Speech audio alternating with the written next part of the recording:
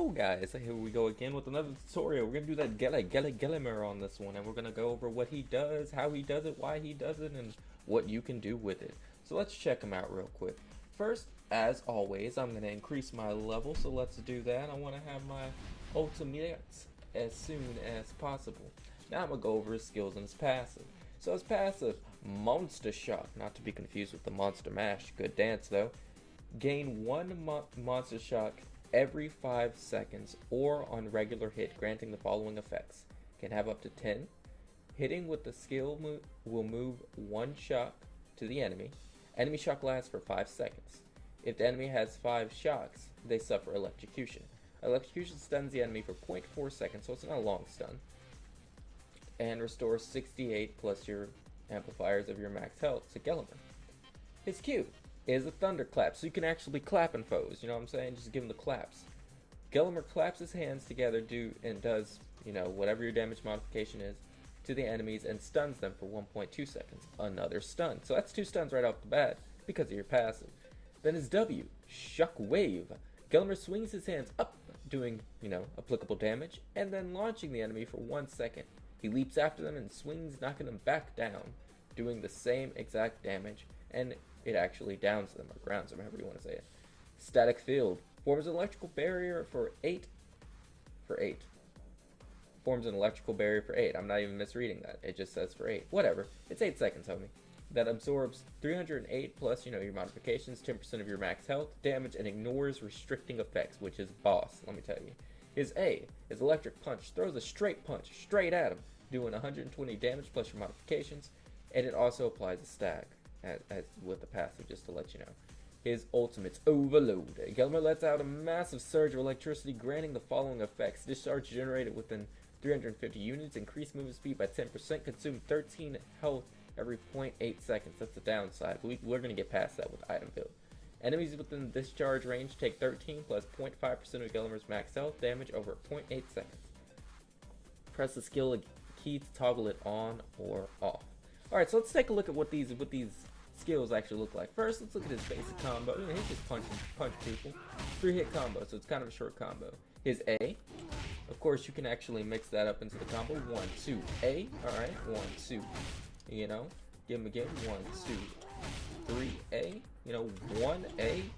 However you want to do it. It has a very short cooldown too. It's like a few seconds, 3 seconds. Alright, let's look at his clap. Clap on him. Look at those big hands come out and clap and check that stun. Now, if you notice, it's got 4 stacks. So I'm hitting with the A. Oh, God. Messed that up. Let me get him back with the 4 stack.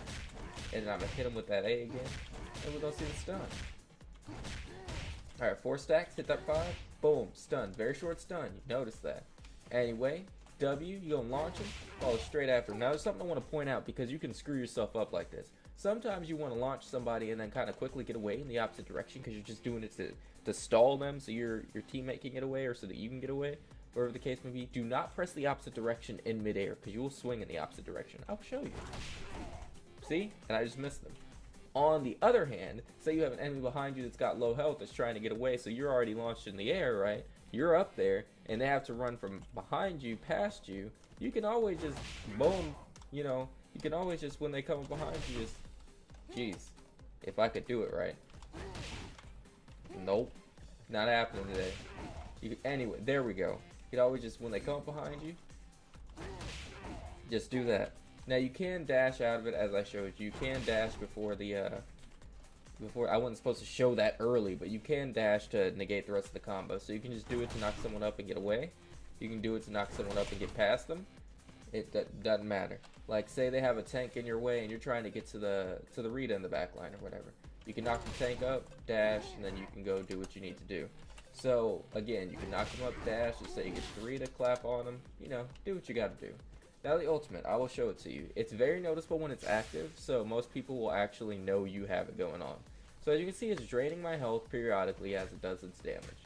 But you also see it does add a shock to them every time. Now the stacks on everyone that's in 350 units around you. So with that being said, it's going to be stacking pretty frequently if you get yourself deep in there and you actually have this active. The only downside is, again, it does drain your health. Now it does seem like it's not draining a lot and that's manageable.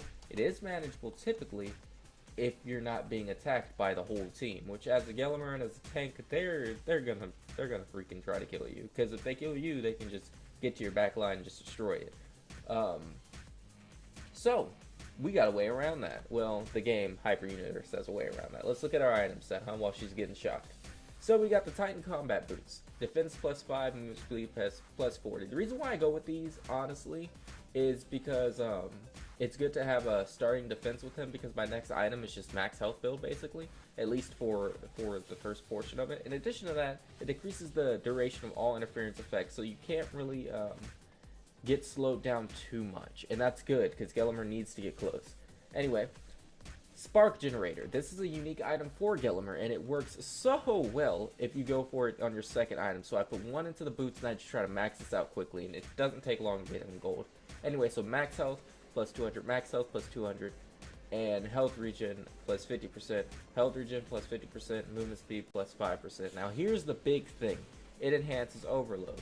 Okay, so what's that say for me? What does that do for me? What's the enhance? It removes the health consumption completely.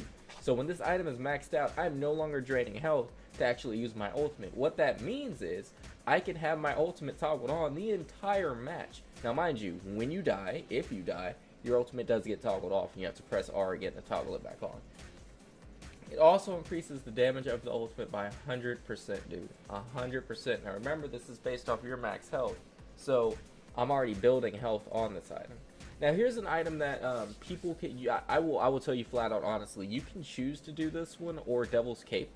Either way, it kind of works good for you. The reason why I choose Frost Cape is because it decreases movement speed, so it makes it harder for people to get away from me. Anyway, so you got your defense +10, again max health, then max mana. Max health and max mana, of course the defense. So you're kind of wanting to stack on the max health because it helps you with your passive on your ultimate. And the mana, of course, you don't want to burn out your mana doing your skills, because they are kind of, you don't have a lot, and it is kind of that you do burn mana pretty quickly. Granted, your ultimate does not take mana ever, even after you've maxed out your item, because it's supposed to consume your health.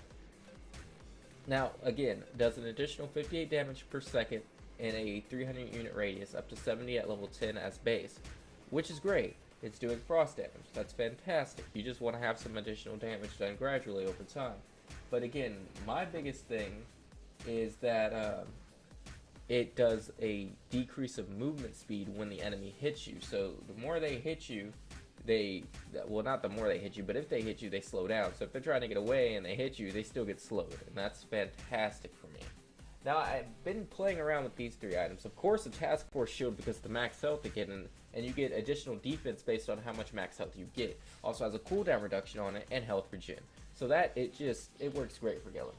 The next thing is Chronograph Gloves. Now, initially, I was kind of iffy about this, but the thing that I do like about it, aside from the max health and defense, the base stats, it decreases the duration of all restriction effects except Force Move by 20%.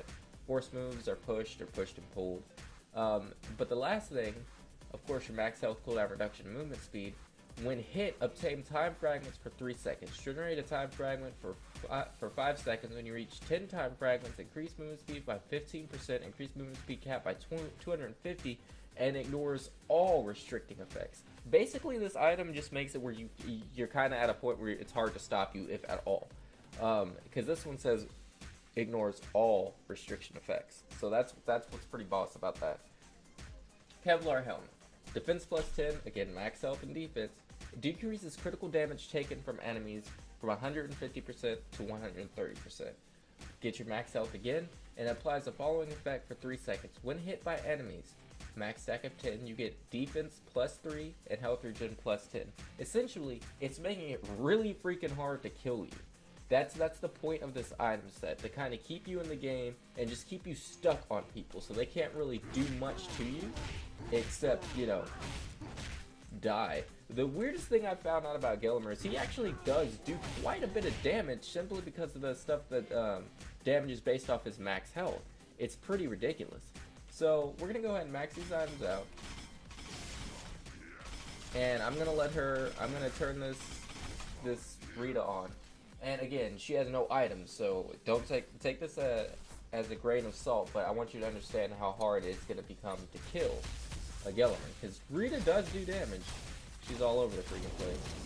But another thing about her that I kind of do want to show is the fact that she is really hard to keep dibs on, or keep tabs on. She's hard to keep up with, because she can go all over the freaking place.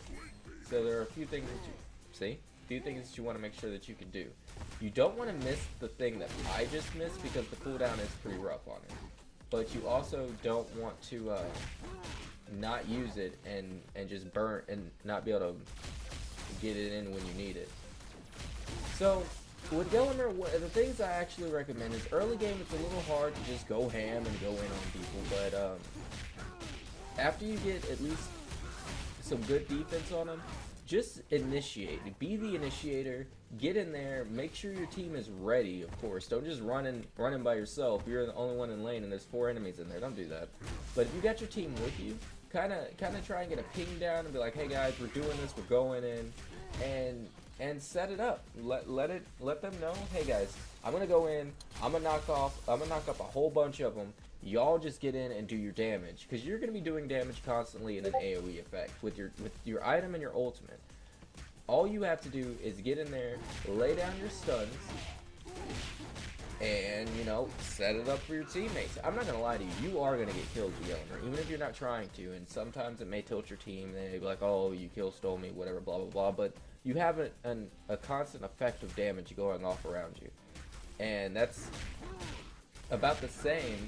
His actual, at this point, with items like they are, my damage for my ultimate plus my damage for my cape are doing more than my auto attacks, which is kind of funny. But it kind of gives you an idea. It's like having 3 auto attacks going constantly if you're swinging. Anyway, one thing I also want to touch on is the combo with Q and W. If you want, you can do it either way. You can do it one way or the other. W, once they land, if you got that timing down right, you can get the stun off again with your Q. If you get the timing down right with the Q, you can tab in there for a second, launch it. Now again, this sets it up for your team to actually get in there and be productive. But if you're just fighting someone solo at the same time too, it can help you.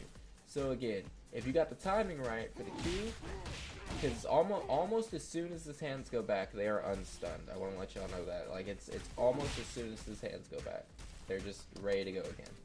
Now with the W, it's a little bit longer, but once they're in the animation to get up, they can dash away. So that's something you also want to remember. So before they even get into that animation to get up, you should be trying to stun them again if you have it available. That way they're getting up stunned.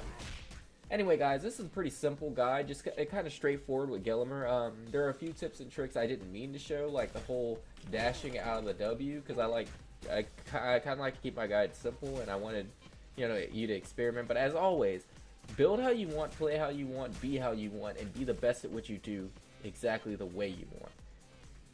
Get a good yo-ho-ho in your day, a cup of coffee, tea, water, milk, whatever it is you're drinking to make the day better. And as always, Monolith Gaming signing out.